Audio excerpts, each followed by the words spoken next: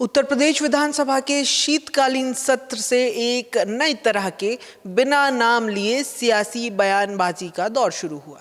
CM योगी ने विधानसभा में कहा, देश के दो नमूने, एक लखनऊ में तो दूसरा दिल्ली में। तो वहीं अखिलेश यादव ने जवाब दिया, उम्मीद नहीं थी कि दिल्ली लखनऊ की लड़ाई यहां तक पहुंच जाएगी।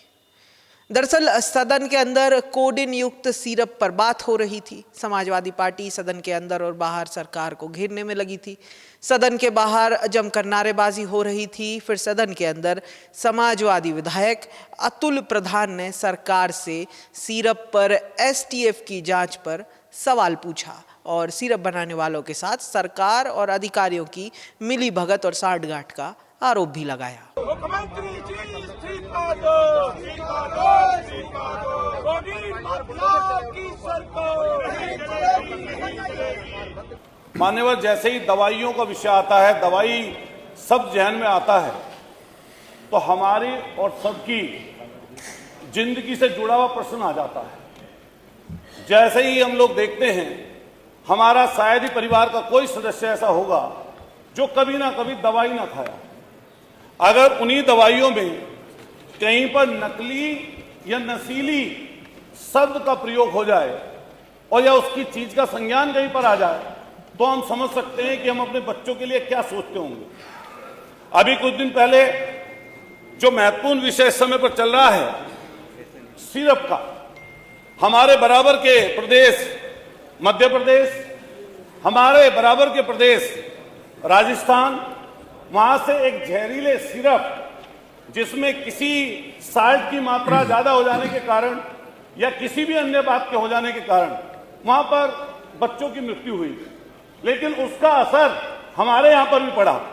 मैंने देखा सरकार की तरफ से कई बयान मिले और उन बयानों में यह कहा गया कि इसकी गहनता से जांच होनी चाहिए और किसी भी तरीके से कोई नकली दवाई या नकली सिरप का इस्तेमाल ना हो। और मान्यवर, इसको अगर हम नजदीकी से देखें तो इसमें कहीं ना कहीं ऐसे बड़े लोग इन्वॉल्व हैं, वो इतने बड़े लोग इन्वॉल्व हैं कि उन तक कई बार हाथ नहीं पहुंचते। फिर बारी सीएम योगी के जवाब की आई। योगी ने जवाब तो क्या ही दिया, विपक्ष को जमकर घेरा। सीएम ने कहा, विपक्षी विधायकों को सही जानकारी नहीं है और यूपी में सिरप से किसी की जान जाने की कोई घटना सामने नहीं आई। इसके अलावा योगी ने समाजवादी की तत्कालीन अखिलेश सरकार पर निशाना साधते हुए कहा कि जो कोडिन सिरप के जिम्मेदार थे, उनको लाइसेंस सपा की सरकार में ही मिला था। अध्यक्ष जी, प्रश्न क्या है और मुद्दे क्या उठाए जा रहे हैं? मुझे लगता है कि माननीय सदस्य को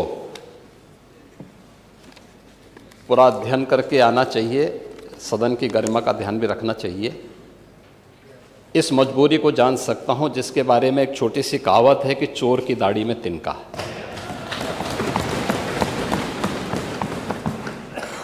प्रश्न है नकली दवाओं के सेवन से होने वाली मौतों के बारे में, जिसके बारे में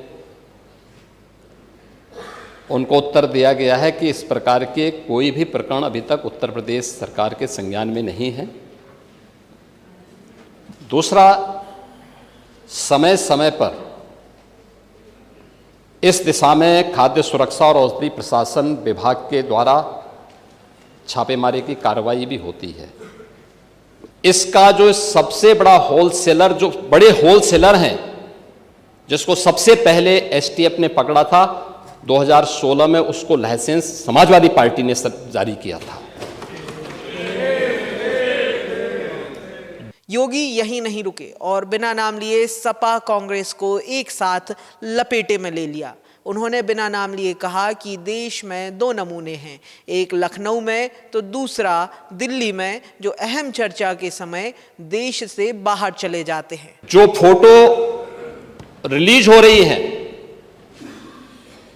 देश के अंदर दो नमूने हैं, एक दिल्ली में और एक लखनऊ में बैठते हैं। जब देश में कोई चर्चा होती है तो तुरंत वह देश छोड़ करके भाग जाते हैं। और मुझे लगता है कि यही आपके बबुआ के साथ भी हो रहा होगा। वह भी देश से फिर जाएंगे इंग्लैंड की सैर सपाटे में और आप लोग यहाँ चिल्लाते रहेंगे। तो वहीं सपा सुप्रीमो भी इस बीच सामने आए और सीएम के बयान पर अखिलेश ने बिना नाम लिए ही पलटवार करते हुए कहा कि योगी की ये आत्मस्वीकृति है। सोशल मीडिया पोस्ट में अखिलेश यादव ने लिखा, आत्मस्वीकृति, किसी को उम्मीद नहीं थी कि दिल्ली लखनऊ की लड़ाई यहां तक पहुंच जाएगी। उन्होंने लिखा, संवैधानिक पदों पर बैठे लोग आपस में कुछ तो लोक लाज रखें और मर्यादा की सीमा ना लांघें। अखिलेश यादव ने लिखा, भाजपाई अपनी पार्टी के अंदर की खींचतान को चौराहे पर ना लाएं, कहीं कोई बुरा मान गया तो वापस जाना पड़ेगा। बहरहाल अखिलेश यादव या फिर सीएम योगी ने किसी का नाम तो नहीं लिया, लेकिन जो कहा उससे तो साफ ये अंदाजा लगाया जा सकता है कि दोनों की निगाहें और निशाना कहां था।